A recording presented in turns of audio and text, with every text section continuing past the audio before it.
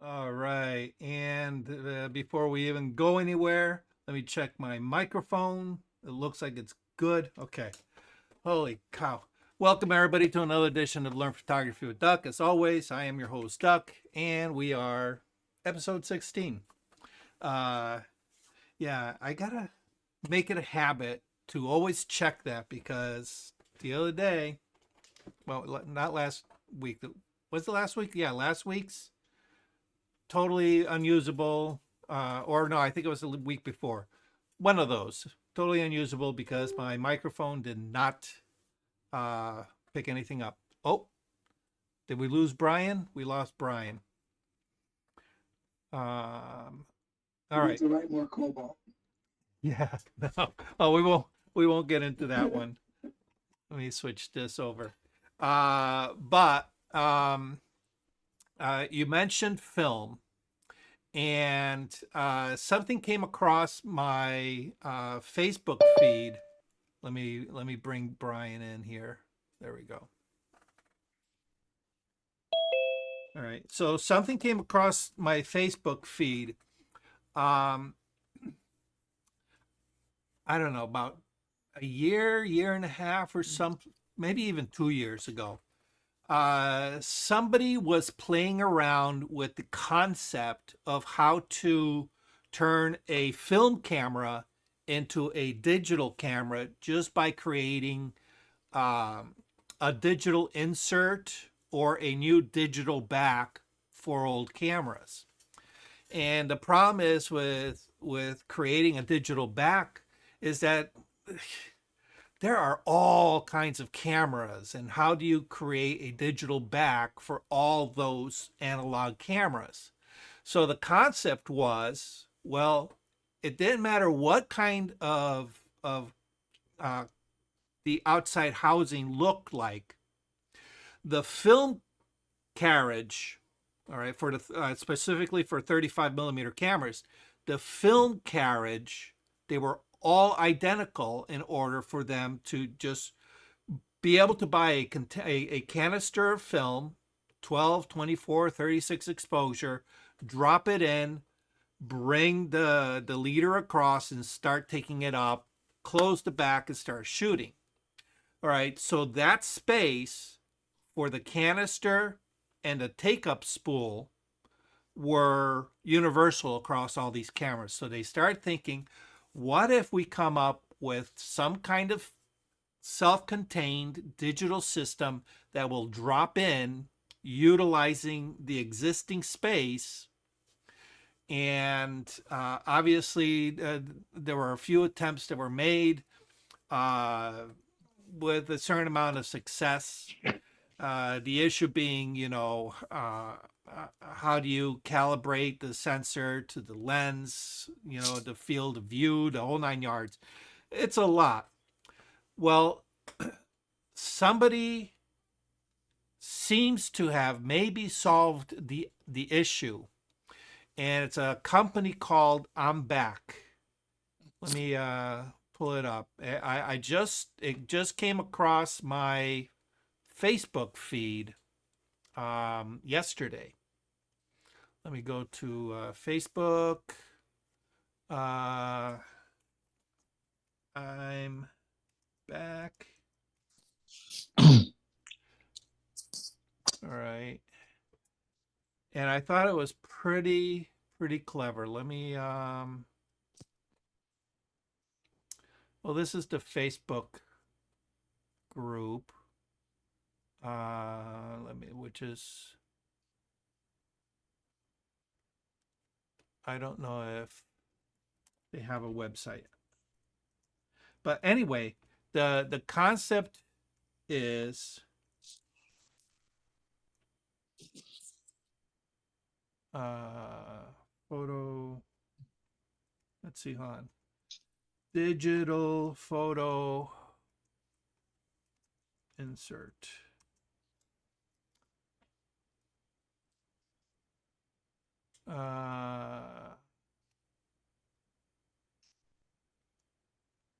I think this might be it. All right, let me share. Yeah, I think this is it. Let me share that. And so what it is, yeah, here it is. Um, I don't know what 300 DHF, that might be Chinese. Oh, let me Because the click TV on the app's share. still, What's that? What? TV's still on. Yeah. So this, can I click on that? I can't click on that. Let's see if I can find the information. Oh yeah, this is one of the early prototypes. And oh, here. All right. So this is kind of what it looks like. It's shaped like the old 35 millimeter containers. Uh, this is a earlier version. The new version has something else. And the early version, you had to kind of like replace the back. All right. And it looks like they have fixed that issue. Let me see if they show it. I haven't. I'm looking at this the first time. I've never seen it. So I'm looking at the same as you guys. Come on, show me the new product. Of course not.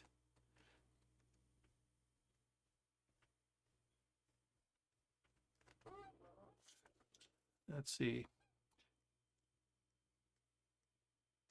Yeah, of course. When you need to find something,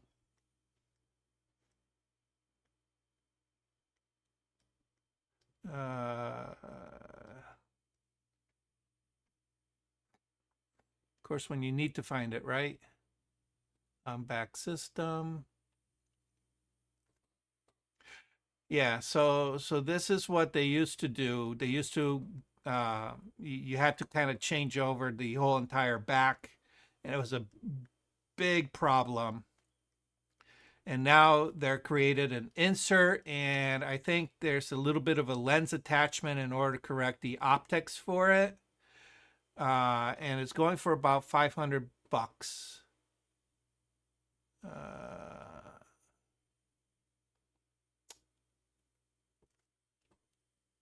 Yeah, I'm not seeing the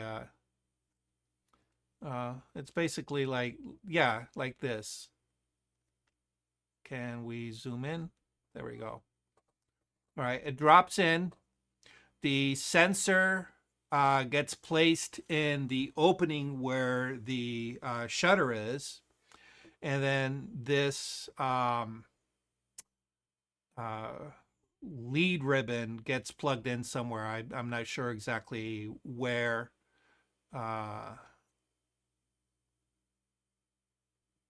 Oh, into a plate. And then the mechanics of it get screwed on, kind of like a grip extension or a battery extension. And that looks like a Canon A1. That's the camera I have. All right, and then you can power it up, download, be able to view it, the whole 9 yards. And that's kind of what the setup looks like. So they got rid of having to replace that back plate. And from what I've read, the only thing you have to do is just temporarily disconnect the pressure plate. So if you, I don't know if they show it. They don't, yeah, they don't show it. But on the inside of the cover, there's a spring-loaded pressure plate that was used to keep the film pressed kind of against the opening, so that the film wasn't flopping around inside the camera. All right. So from what I understand, in order to facilitate the sensor, you have to remove that pressure plate, which is a temporary thing. So if you want to return it back to a film camera, All you do is take the base off, take this canister out, replace the pressure plate, and you're good to go. Right now, from what I read, these systems about $500. A lot of people are like, well, that's $500. I can buy a real digital camera for that. And, but you have to understand they're not trying to give you a new digital camera. They're trying to give life digital functionality to a camera that otherwise sits in a drawer gathering dust. Let me tell you, I loved using my first camera was the Pentax K1000. That's how I learned photography. It was a great camera. I loved that camera. Um, if I could put a digital back onto that, oof, that'd be so much fun to walk around with, you know. Right now, it only shoots JPEG, not RAW. But then again, who cares? You know, this is not for professional photography in any way, shape, form, or another. Like I said, it's basically just to give life back to old cameras. And apparently they're working on a medium format version as well. And who knows, maybe even, the old 120 films. But anyway, I wanted to point that out just in case anybody was curious and interested. Um, I'm sure once it goes into production, if they can find somebody that can produce them a little bit less expensive, maybe they'll drop their price down. But anyway, I just wanted to share that with you guys. Any comments on? Excuse me. Any comments on any of that? No, I started mine with the 125 Kodak, where it comes out with the bellows, little square. Oh yeah, yeah. That was And my father's and mine. I must have about a couple thousand. We used to develop it, make contacts was what we were doing. yeah, here we go. Let's see. No, a little older than that one. Older than this one? Yeah, I think he bought it in right after the war. Yeah. I picked this up secondhand. I've never run film through it. One of these days I should, because it's just, this looks like a fun camera, to shoot with. That's a modern. That's a modern one compared to the one we had. Yeah, yeah. This is a Zeiss icon. I have no clue what year this might be, but it takes the 120 6 by 9 centimeter rolls, 2.25 by 3.25 inch sensor, and the portrait mode. So, yeah, I don't see a year. I'm sure somewhere, I'd love to find out when this thing was made, but If it anyway. has a serial number, you can probably track it down that way. Yeah, probably.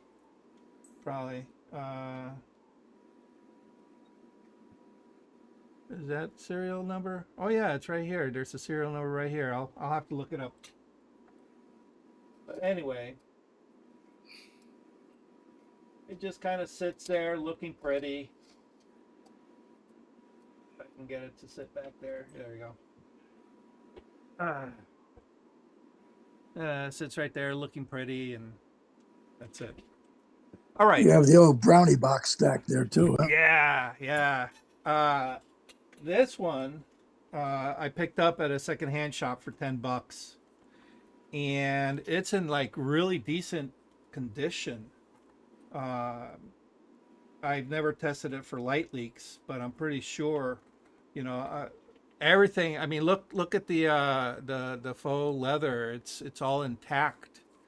So this is probably a newer one. A later date. It's not, definitely not one of the early ones. So, who knows? The Target 620. So yeah, that would probably be fun to run some film through it too. Anyway, all right. So as you guys know, last month I went to Ohio to give a presentation to the Ohio Photography Professional Photographers of Ohio group, and the discussion was food photography. And the later half of the day, I set up a couple of scenarios for them to kind of practice. And the equipment, all the equipment was on loan. And bless their hearts, they tried to accommodate me as best as possible. But we ran into problems because most of those shooters don't use C stands like I do. All right. So they didn't have the extension arms and things like that to set up a proper demonstration. So we ended up really jury rigging it. And when you're under pressure to jury rig things, things tend to go a little awry. And let's just say that they did. But my goal wasn't to make pretty pictures. My goal was to teach them some techniques. So I kind of concentrated on techniques and let everything kind of slide. So one of the techniques that we did, which is always a lot of fun, let me switch this over, is splash photography, which is something that we've discussed here in the past. And if you ever get a chance to play around with splash, I would suggest you give it a shot. And of course, I was trying to work with minimal equipment, utilizing speed lights and things like that. So the lighting isn't the best, all right? But we try to make the most of it. And just like I do the live demonstrations here, I'm kind of explaining it as I build a set. And because it was about working with liquids, what I did is I had people in the audience come up and give their try at creating a splash. So I had, one person, one volunteer doing the splash. I was trying to capture it. Then, we turned it over so that, people could give it a splash and try capturing it on camera. And it turned into, a lot of fun. Definitely a lot of misses,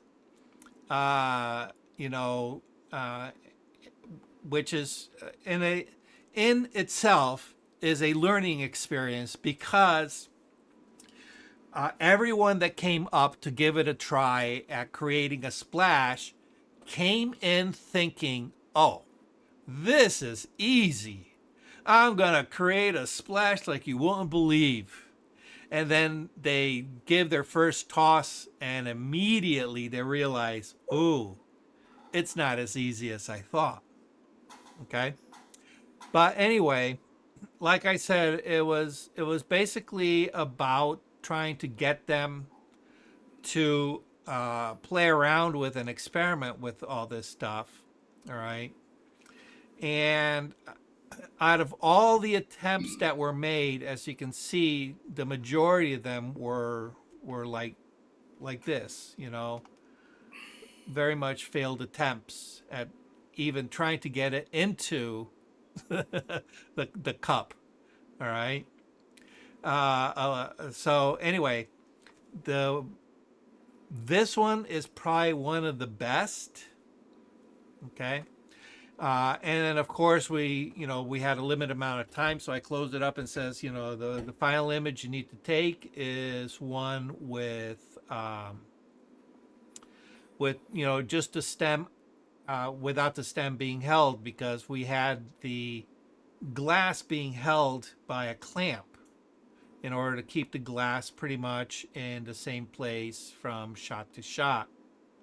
All right. So I figure what we do is put one of these shots together, because it's very much a composite. And as with any composite, I always tell people you want to get an initial shot with kind of like a clean plate. Okay.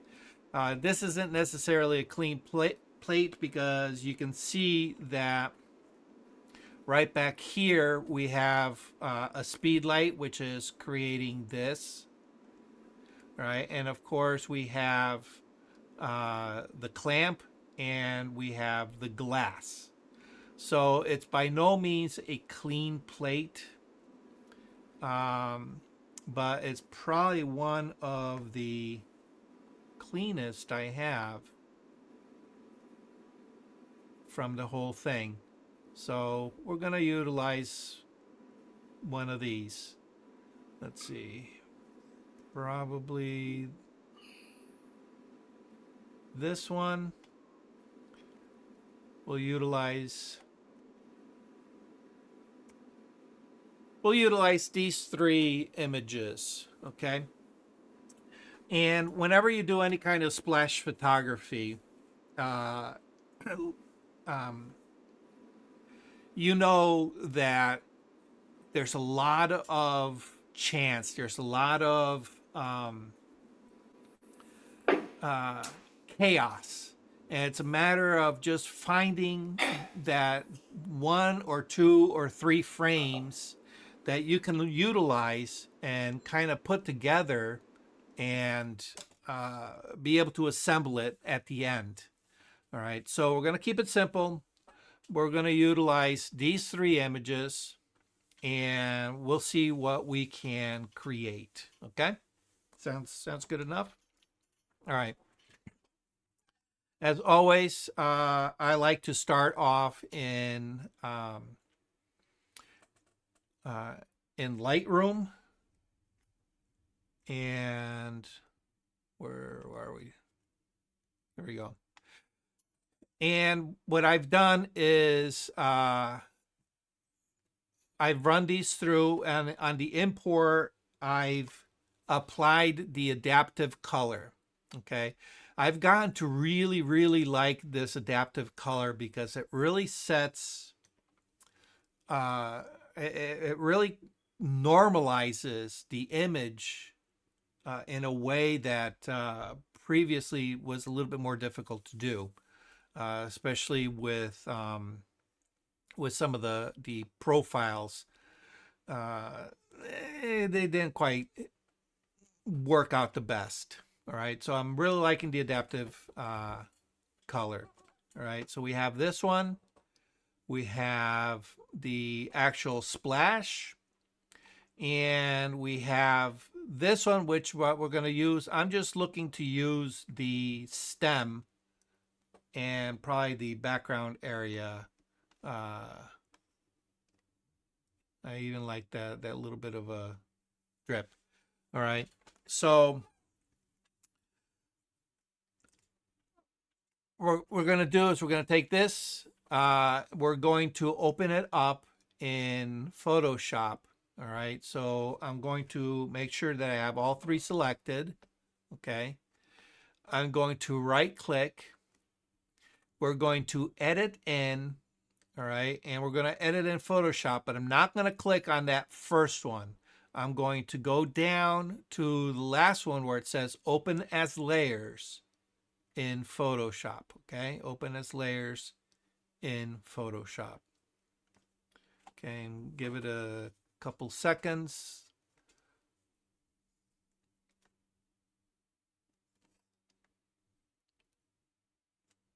There we go. And it's going to load them all up as individual layers. And my computer's slow today.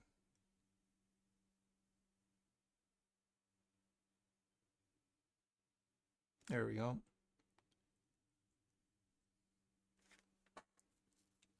Okay. Now, normally, in a more controlled situation, I would do an auto align to align all three images together, depending on the elements. But as you can see that, let me turn off these two. If we look at the placement of this in relation to the placement of the actual original, I'm way off. All right. But I'm not overly concerned because, like I said, all I want is just a stem. And if I cut that stem out, I can put that stem anywhere in the image. Okay. I don't even need the bowl because we're going to use the bowl from this image along with the splash that's coming out. Okay. So as you can see, all I got to do is just kind of remove this part here, get rid of that, and drop in the other one. All right. And then obviously we'll need to clean this up, which is the scoop. Clean this up, which is my flash, and there is even a little bit of a shadow of the flash there. Okay, everything else looks pretty darn good. And I might even crop it in a little bit. Okay.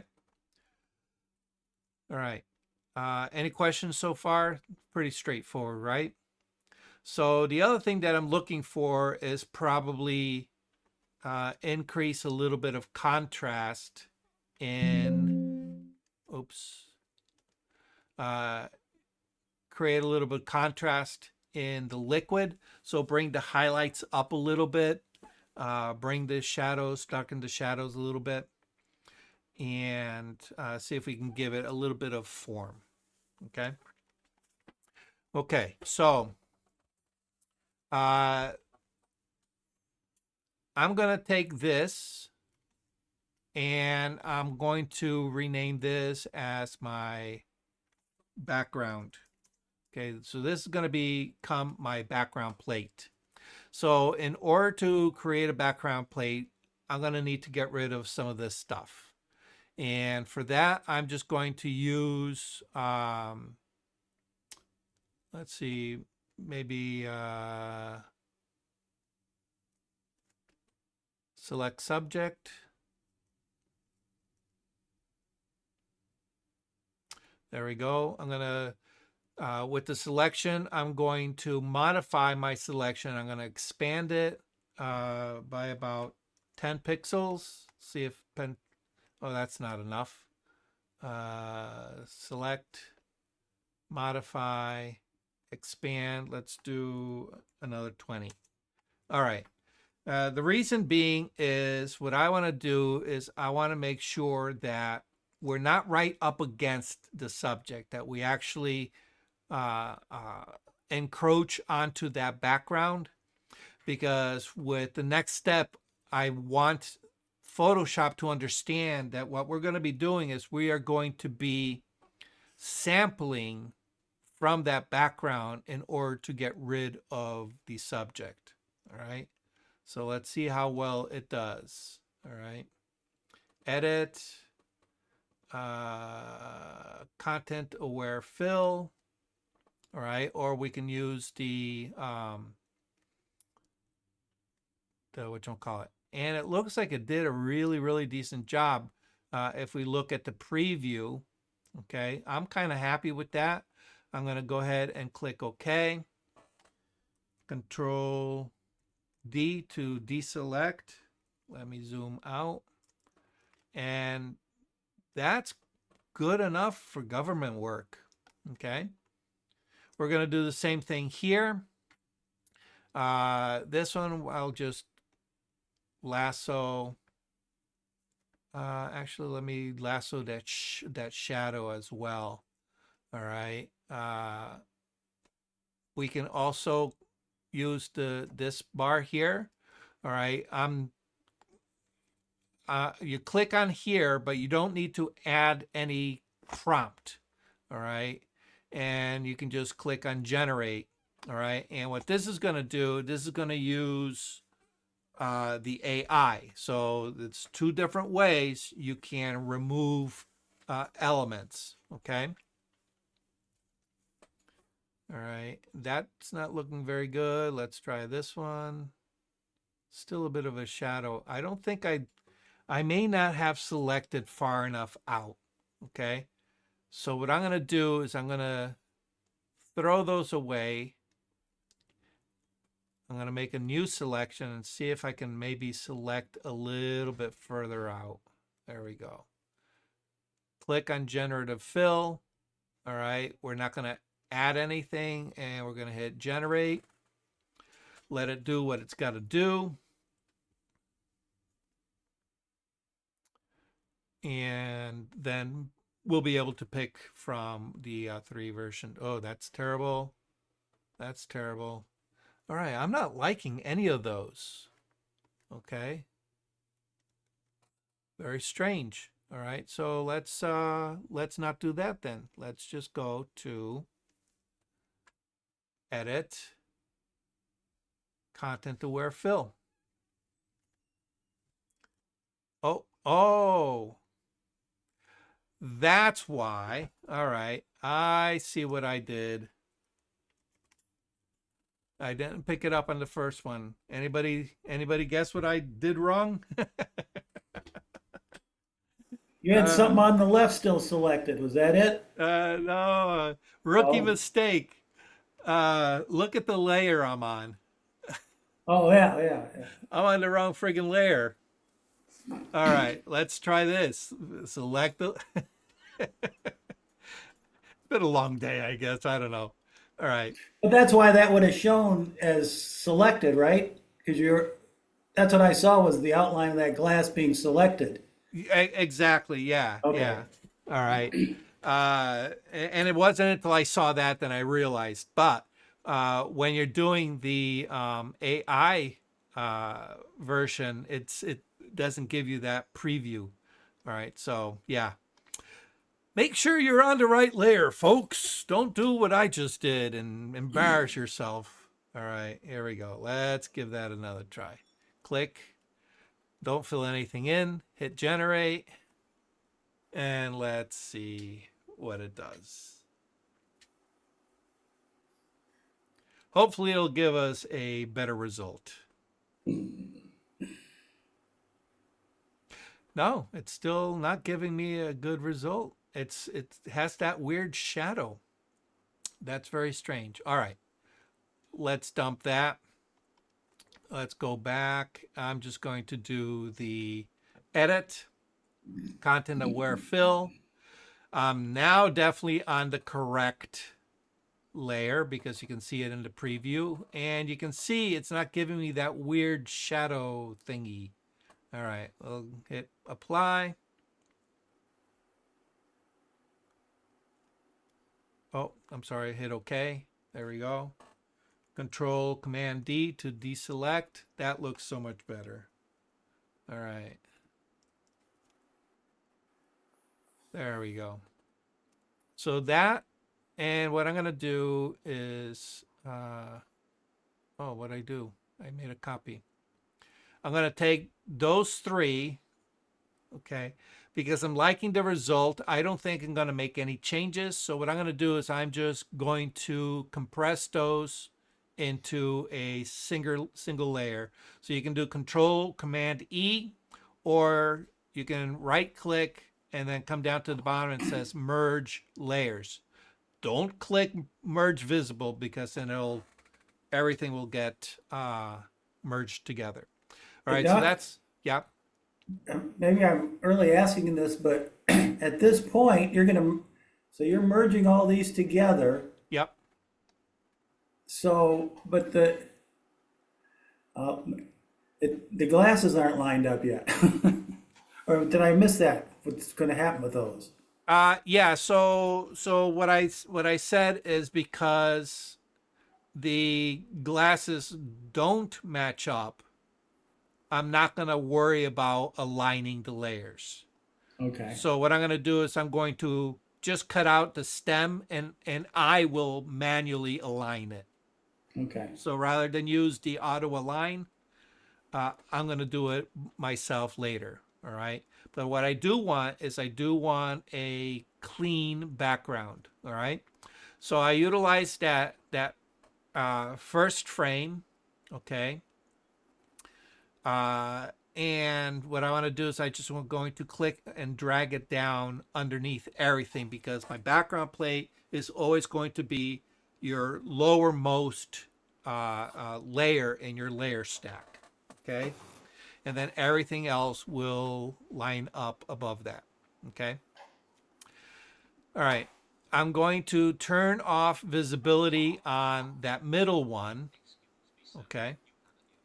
Simply because I don't need it just yet. All right.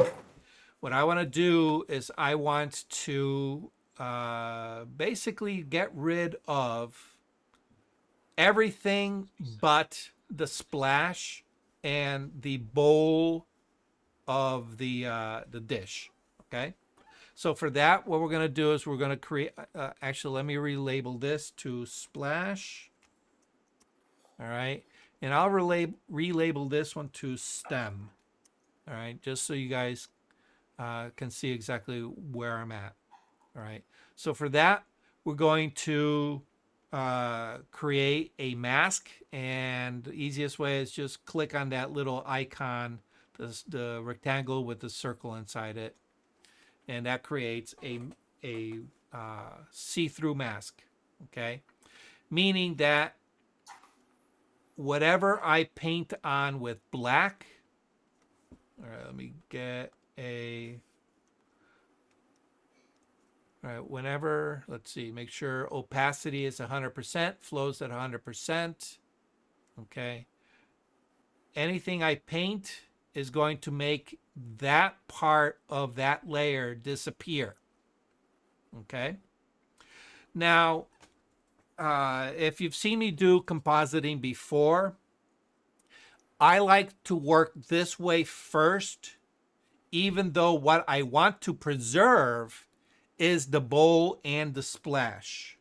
Okay. But the reason I do this first is if I were to invert that mask, I now don't know where to paint. Okay. I don't know where to paint. Okay.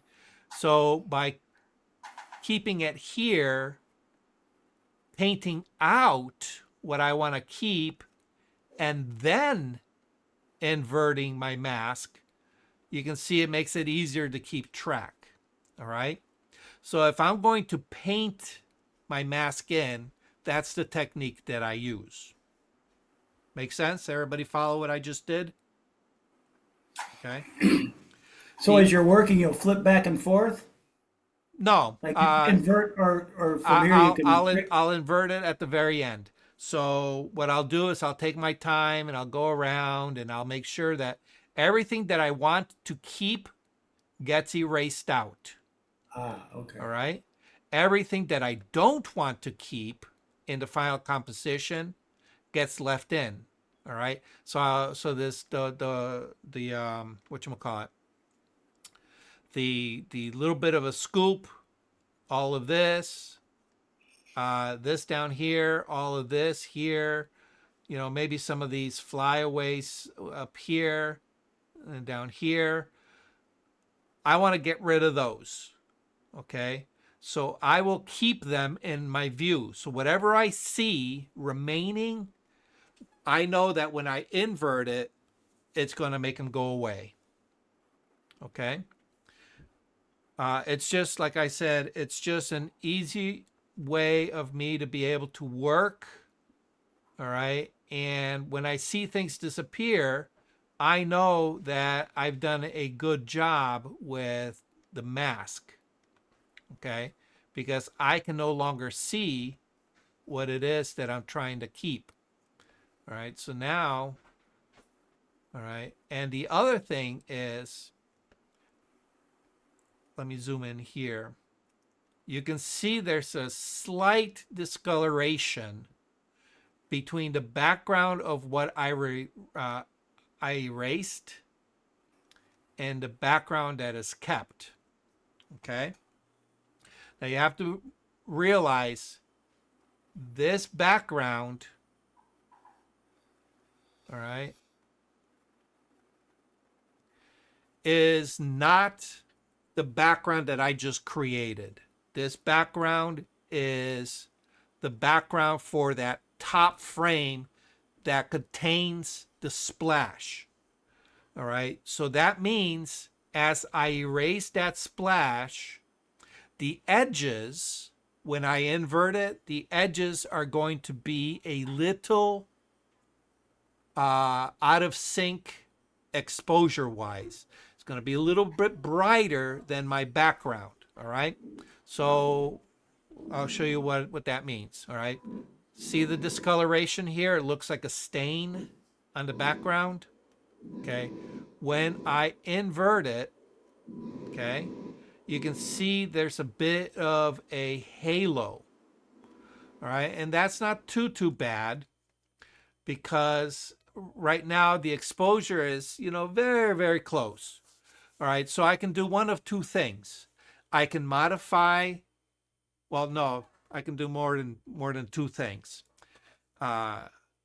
Three basic things. I can clean up my mask a little bit. All right, so I can take my brush. I can maybe make it a little bit harder, a little bit smaller, okay? And I can now erase all that up to, and try to get close, all right? But that can become a little bit laborious, all right? And I messed it up. I now gotta switch, so that can be a little tricky, okay? The other thing that I can do, invert it back again, is I can create a curves adjustment over my background, all right? And I can then, modify the exposure so now it matches. So I brightened up my background to match that halo. All right, and then you just got to be careful, because here in the shadow area, well, the shadow area doesn't quite match. So now I have to adjust that part, which doesn't take much effort, all right? But these are the things you have to look out for, okay? The other thing is, instead of putting your curves adjustment on the background, which I normally will not suggest, all right? I did it to show you that that's one method, okay? But I normally don't do it because in this case, I'm going to have two separate layers that I'm going to use as a composite that are above. And if the exposure happens to be off on those two, if I correct my background to one layer, when I activate that second layer may not match. And at that point, what do?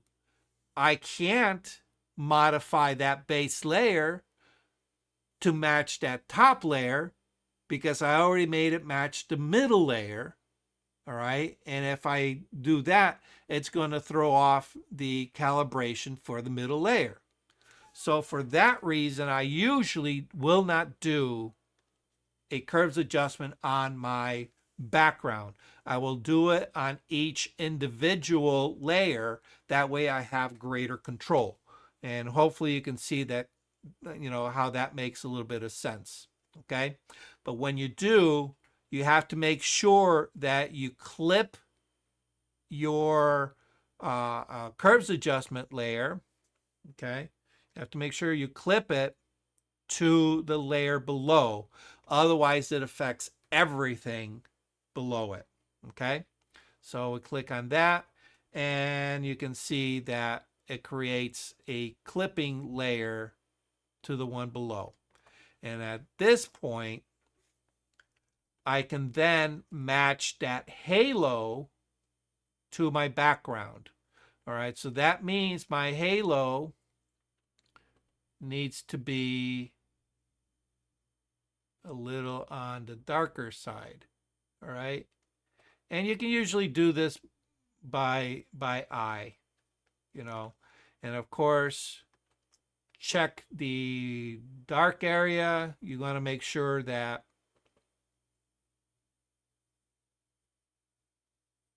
that matches as well. All right, oh, there we go. Okay.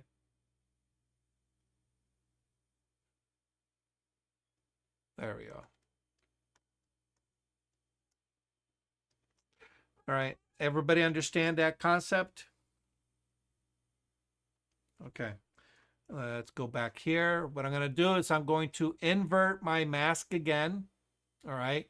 Now I've been using the properties panel to invert. The other thing you can do is you can control or command I. Make sure that the mask is selected. Okay. See the white rectangle around it? Make sure that's selected, and control command I will invert it. Okay. All right. And what I'm going to do is with a brush, soft round brush, black as my foreground color. I'm going to go ahead and just hit some of these little spots because I want some of that splash visible. Maybe keep some of the bigger splashes. Right. So everything that I'm making disappear is what I want to keep. Okay. All right. And it looks like I'm missing some parts here. All right. I don't want to keep this. I don't want to keep those. Yeah, maybe some of these out here I'll keep. Maybe nothing too far down in the bottom. I don't want to draw the eye completely out of the frame. And that obviously we don't want. Okay. Maybe some of these. Right. So you can see that by erasing, I'm using a negative process here. By erasing it, I can see my progress. All right. Because if I'm erasing it from view, that means it's going to end up in my composition. I don't have to worry about guessing. All right. We're gonna have the, Doug, are we gonna have to do with the curve, or that's been already set up to match the background? You know, Well, I already added the curves adjustment, so but that's negates. yeah, You don't have to go back and do it again. right, You already right. set So it up. Okay. that's pretty much done. If you find that all right, if you notice that there's a lot of tonality going on here, okay, there's some really dark areas, some mid-tone areas, and then I have this hot spot. All right. So I kind of adjusted for that middle tone and the dark tone. And it actually looks like the dark tone's just a whimsy bit off. All right. I did not check for my highlight area. So once I invert it, just take a look at it. If it needs, micro adjusting, then at that point, adjust it as you see fit. Okay. But typically I would do this part here of brushing out what it is that I want to keep, I would do that first and then add my curves adjustment. I just kind of went a little bit out of sequence. All right. Control I, Command I to invert it. And let's zoom out. And that's looking pretty darn good. All right. And at that point, you could even go in and say, okay, does anything need to be cleaned up? Okay. And the nice thing is, to clean up, you don't have to do anything to your brush because you already have a black brush. All right. It's going to allow you to go ahead and clean things up. Okay. So like this here, I want to get rid of that stem. All right. So I might, let's see, get rid of that, clean that up a little bit.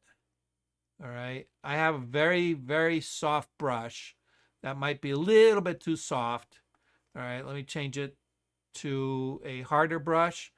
And now I went into that. All right. I hit X on my keyboard to invert my selection. White as my foreground color. All right. And at that point, I can clean it up. Go back to black as my foreground color. Hit the X. All right. And I can just clean that up as needed. Hold the shift key, click, hold the shift key, click, keeping the shift key clicked. All right, there we go. You can just clean it up. All right. Go along all your edges. There's something there that I missed. Let's go back to the soft brush. Black as my foreground. Oh, nope, don't want to hide it. White as my foreground. There we go. So I did miss something. Go around. Make sure everything looks good. All right. It's a little bit funky there. Black is my foreground color. Maybe clean it up just a little bit. That looks better. All right. See, it doesn't take much effort to make this type of composition. You know? Clean it up a little. Check all those droplets. They look pretty good. All right. Let's zoom back out. All right. And we have a floating, whatchamacallit, a floating splash. Okay. Looking at it, we also see that we're going to need to kind of add a little bit of pop to this. All right. So we'll target that in a little bit. Okay. Let's get that stem in. Okay. For the stem, I'm going to go ahead and turn off the visibility of this layer. Okay. And I'm going to turn on the visibility of the stem layer. And I'm going to do the same thing. Make sure that my layer is selected. Click on my mask creation tool. All right. I'm going to create a white mask. I'm going to go ahead and zoom in here. All right. And I only need the stem. So with a soft round brush, I'm going to go ahead and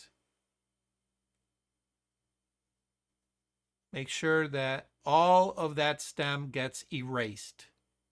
All right. We don't want any part of that stem showing, because anything that's showing when we invert it is going to disappear. Okay.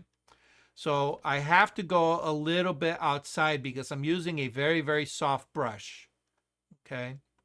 And the reason I'm using a soft brush, it just makes that transition around the edges a little bit better. I don't have to do a lot of cleanup. Where if you use a hard edge, you have to kind of use a little bit of cleanup. Now, you can see that it looks like a stain. All right. That right there tells me that the exposure between both frames wasn't exact. Okay. All right. So I'm going to need to, all right, again, create a curves adjustment, and I'm not going to invert it. I'll do it a slightly different way just to see that, you know, workflows are very flexible here. Okay. We're going to use a curves adjustment. Okay. We're going to, again, make sure that you lock it to the layer below. We clip it to the layer below. Just make sure that's activated. And when it does, it's going to, you see that little downward arrow. Okay. And what we're going to do is we're just going to select anywhere in the middle. And I'm just going to drag it down a little bit. All right. And that now you see that stain, what looked like a stain has disappeared. All right. So now when we invert it, we know that it'll blend in nicely. Okay. And that's why I also like using a soft brush edge. All right.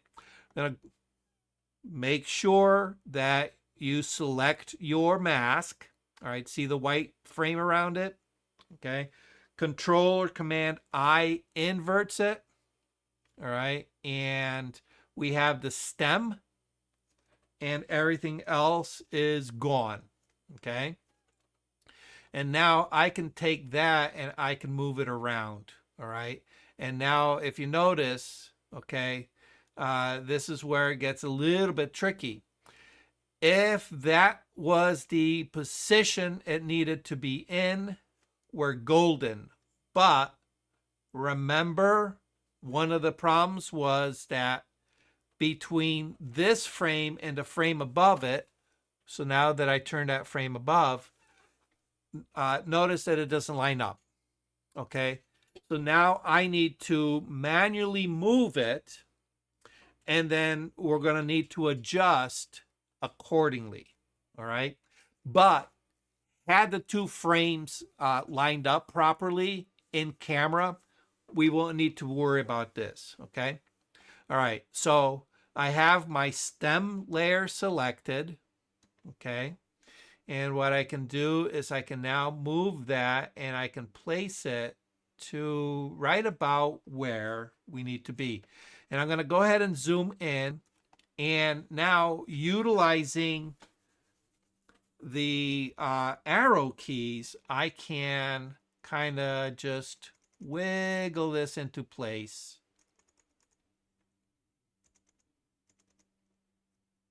All right, zoom out. That looks pretty darn good. Maybe even rotate it just a touch. All right, and then just utilize the arrow keys to put it in place. Hit enter to lock that in. And now we can see that we have a halo.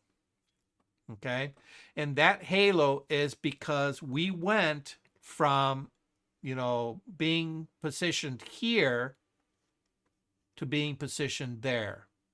All right, so the background, all right, is a lot lighter here than it is here. Make sense? All right. So now we just come up to our curves adjustment, and we, you know, we modify that appropriately. Okay.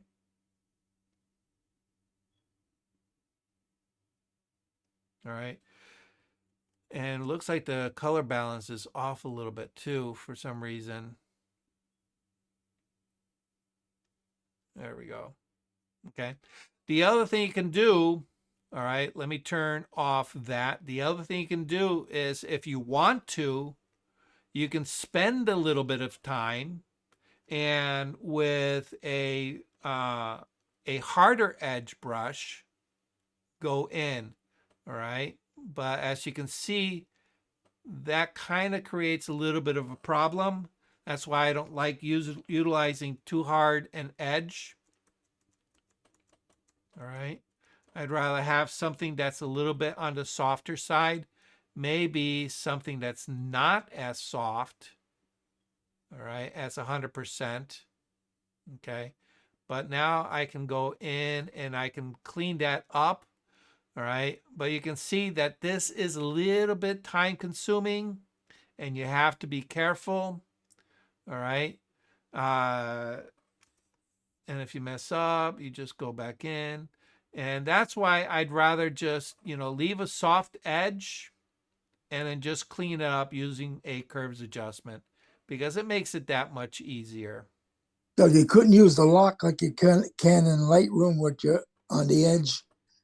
No, No? Okay. you can't. All right. Now, another way you can do it is you can use a selection tool and make a selection in order to create a mask. All right. And that's going to get you a cleaner mask. All right. So that's the other option. All right. So let me go ahead. I'm going to get rid of that curves adjustment and I'm going to get rid of that mask. All right. I'm just going to delete it. Okay. All right. You can see how off we are. Let's bring that back into place here. Okay. All right. Let's hide that layer. Okay. What we could do is we can utilize our object selection tool. Okay. And I'm going to go ahead and select the glass. Let it do its thing. All right. Once it's selected, at this point, I can go ahead and create a mask. Okay. And you can see that it creates the appropriate mask. And at this point, all I got to do is, while I'm on my mask, select a brush, black as my foreground color. I can go ahead and go in here and I can get rid of everything that I don't need. Because remember, I only need the stem. All right. Everything else is going to be handled by that other layer. Okay. And you can see it did a very, very decent job. All right. Actually, it did an awesome job. Sometimes it doesn't do that good a job. All right. So let's see. Why? Oh, let's zoom out a little bit. I'm going to use a hard brush, make it bigger. That way it makes this part a little bit easier. Get rid of all of that. Control 0. And now I have a floating stem. Okay. Turn my layer back on. All right. Stem selected. I can now finagle this. All right. Finagle that using my arrow key. There we go. That looks pretty darn good, right? Okay. And voila. I now have a clean stem, all right, which is on a separate layer, with a clean splash on its separate layer against a background, which is on its separate layer. Make sense so far? Everybody follow? All right. So what I want to do is I'm going to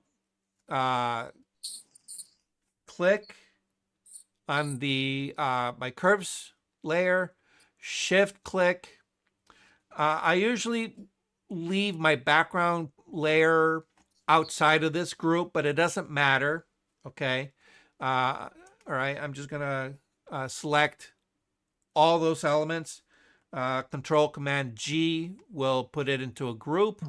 I'll put that as the wine splash. All right.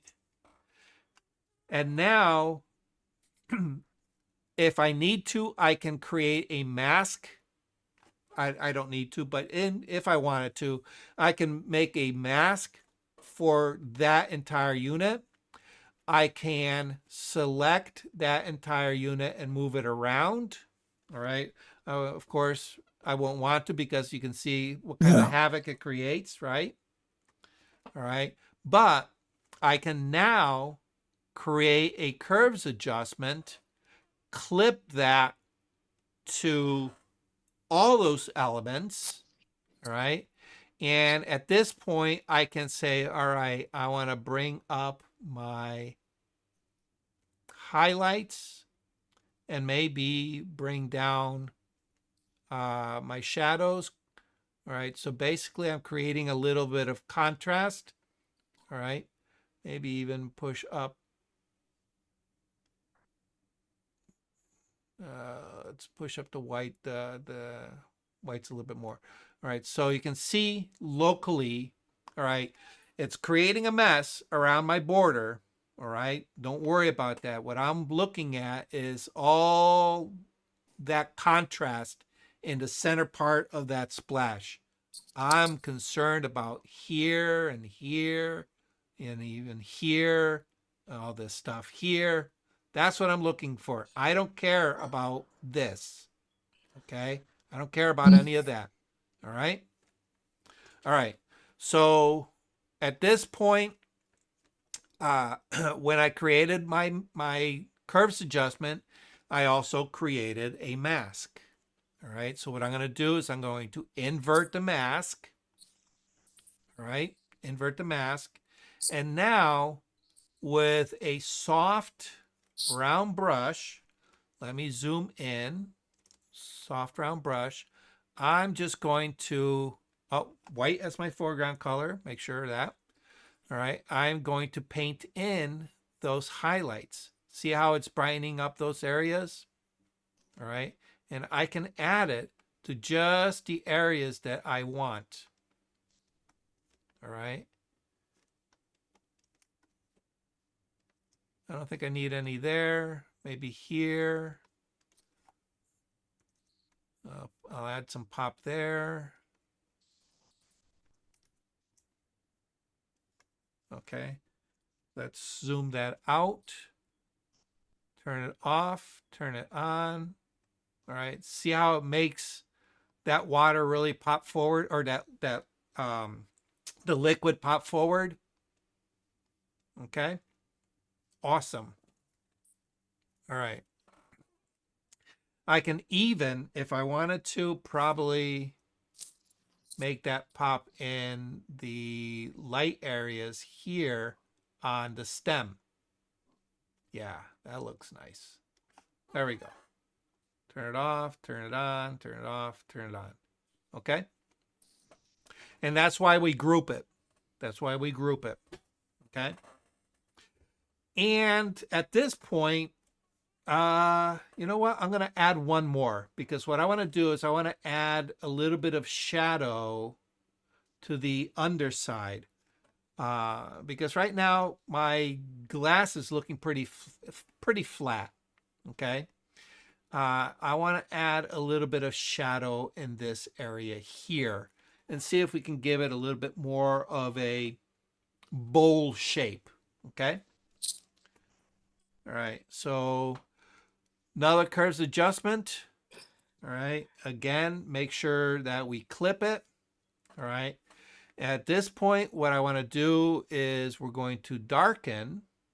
All right. And I'm probably going to darken a significant amount. All right. And then Control Command I to invert my mask. All right. And now at this point, I definitely want I'm going to need probably a hard edge. We'll see. All right. Brush, soft round brush, white as my foreground color. I'm just going to go ahead and darken all of this down here. Yeah, actually, that looks pretty darn good. Do I need to darken anywhere else?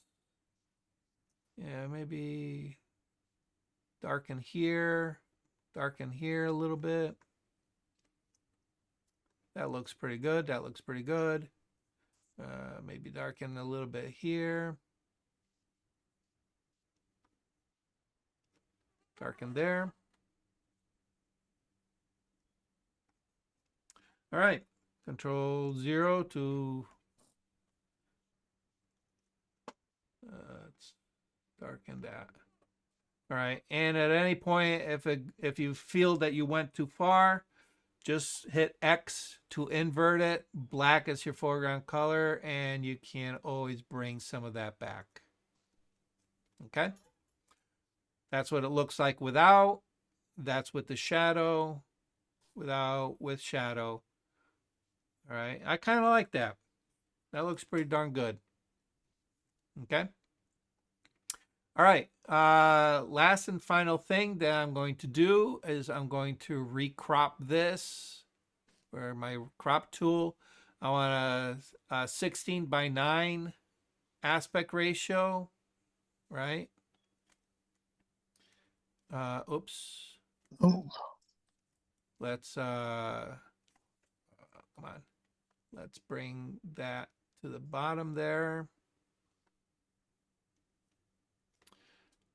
Maybe bring this in just a touch. Just a touch. We can use the keys. Hit done. And I'm liking that. Okay. All right. That looks pretty darn good. Simple enough, right? Simple composition. you Yes, know what no, you were maybe. doing. All right. By this time, you guys should be able to know how to make a mask.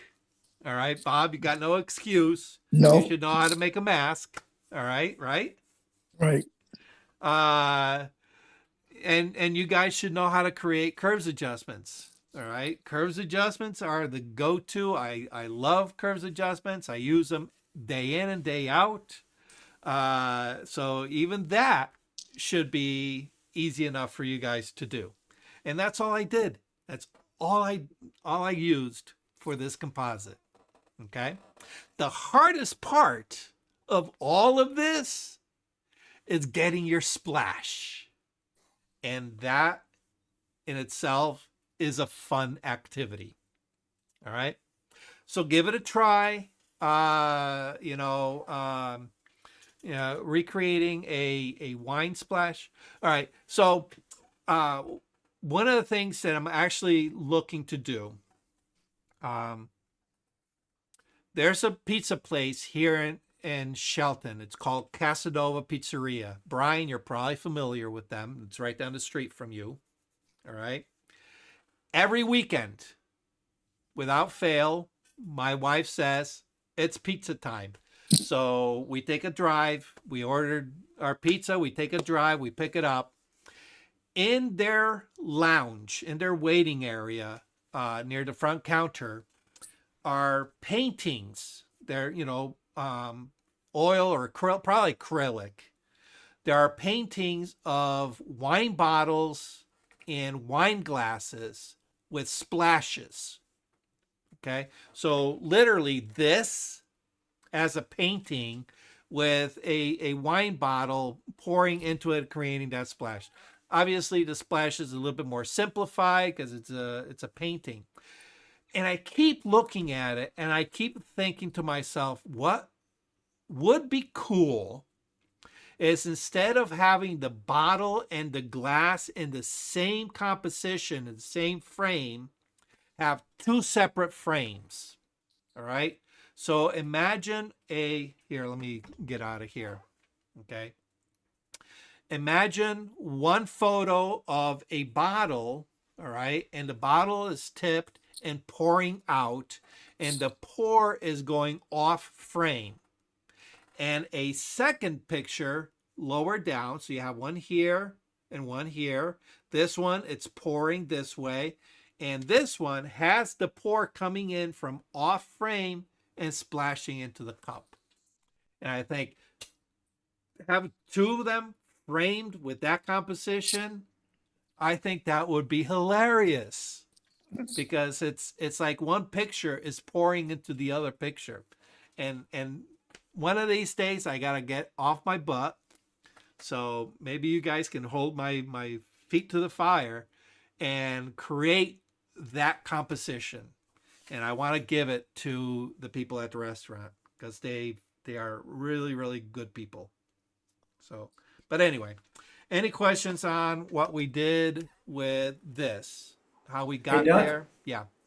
Backing up to what you just said about the wine pouring, would be an interesting challenge, or is think of there's a number of things one could have going from one picture to another. Oh yeah, absolutely. As I think, I've seen some art where they've been doing things like that, or Yeah. something similar to it, where they Yeah. integrate the picture outside the picture, and you Yeah. know the frame becomes part of the art in a different way than you'd Yeah. expect. Yeah. Yeah, you're right, and it's not a new idea. I'm actually ripping it off from something that I saw years ago. It was at what's that place? Oh, mental block. Very famous artist colony. It's right on. What is it? Is it Massachusetts? I think it was in Massachusetts, but it's a very famous town. Lots of famous artists, and they have a Red Lobster shack that has been photographed and painted and modeled ad nauseum, and they're famous for it. But anyway, I was there and I saw a watercolor. All right. And in the watercolor, it was a little boy flying a kite. And the little boy was watercolor.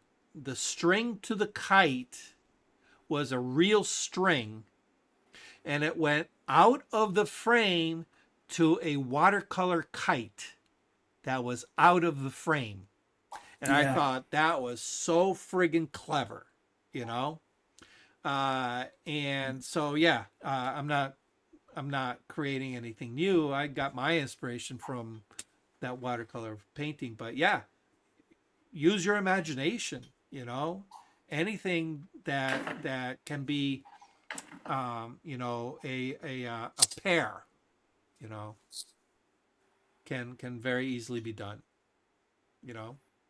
And they don't have to be offset. You can have them so that one is over the other or one next to each other, and then they interact.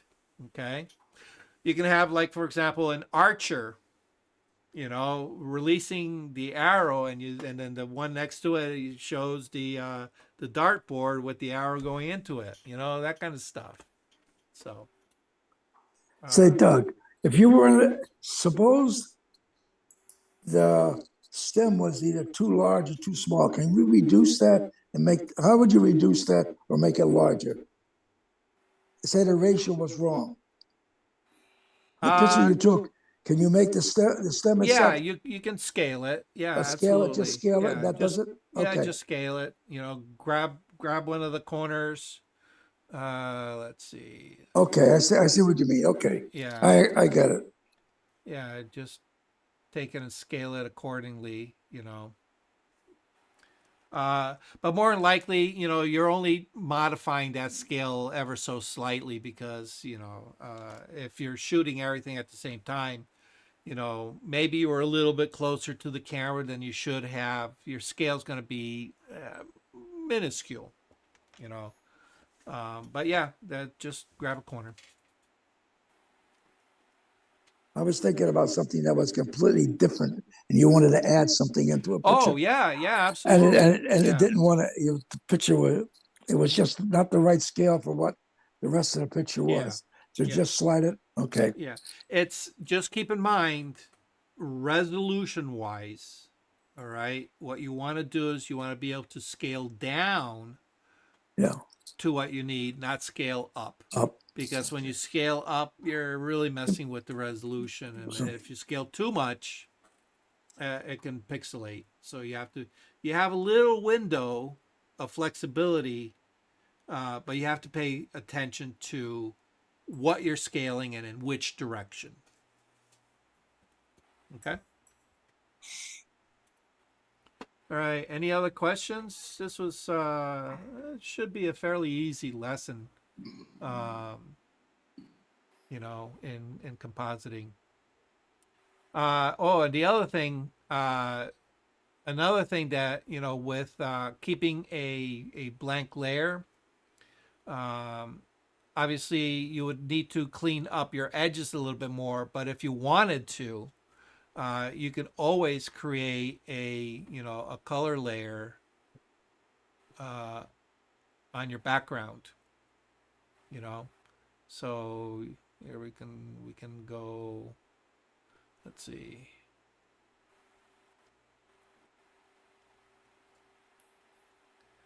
I don't want to give it maybe a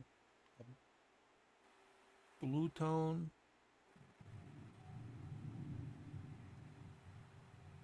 You only see you now, Duck. You didn't change Oh, over. I'm sorry. Here I am playing around with this, and all right, you can modify your background, but just keep in mind that when you start getting a little bit more complex, you're going to really need to clean up your backgrounds a lot more. Okay, and at that point, maybe let's see. Oh. At that point, maybe doing a selection and cleaning up your edges with a selection tool will make better sense. Okay, so just like I did the stem, you would do that for this, and clean up your edges. Okay, so let's get rid of that so we don't have to worry too much about it. There we go. Okay. All right, and that's pretty much it. Actually, at this point, I might just go in and clean up. I'm seeing like this. This looks like a spot there. There's a spot here. This might be a spot. Clean that up. There we go. I like that masking tool that you changed and you did it the way you did it to make the mask. I never thought of it doing the black erasing first and then Yeah, reversing yeah. it. That saves a lot of problems for me. Oh yeah, yeah. Because you need to be able to see what it is that you're doing. If you invert your mask first, you're running blind. So all right. Well, any other questions? Anybody got any questions outside of what we just did? No? Okay. Well, that's pretty much it for tonight's lesson. Keep it nice and short. That's good. Okay. All right, guys. We'll see you all next week. Yep. Hopefully. And, Good. yeah, and then if anybody's got any ideas for something that they want me to cover, hit me up, shoot it my way. Okay. Otherwise, thank you very much. Always a pleasure having you guys join me on a Monday night. And we'll see you all next week. Okay. Okay. Thanks, Doug. Thanks, All right, Nick. guys. Good night. Have a good one. Stay safe. Have a good one. Bye. Thank you for watching Learning Photography with Duck. Brought to you in association with Milford Photo, your local full-service camera store. Located in downtown Milford, Connecticut, Milford Photo offers you a personalized shopping experience. From the latest camera gear to printing and framing services. And, of course, educational workshops to teach you the finer aspects of photography. Don't forget to tell them Duck sent you.